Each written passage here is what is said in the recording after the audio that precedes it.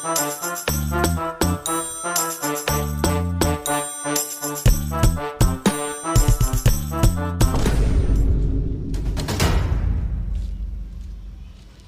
বলো।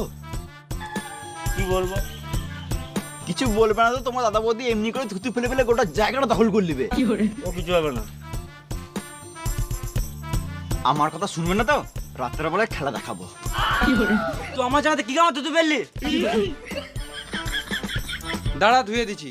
ধোয়া হবে না। তুই আমার জায়গায় থুতু ফেললি কেন? আমি পার্টির লোক ডাকবো। ঝগড়া হচ্ছে তো ভালো করেই হবে। দেখ ভাই, বইয়ের কথা শুনে ঝামেলা করিস না, আমি সব ঠিক করে দিছি।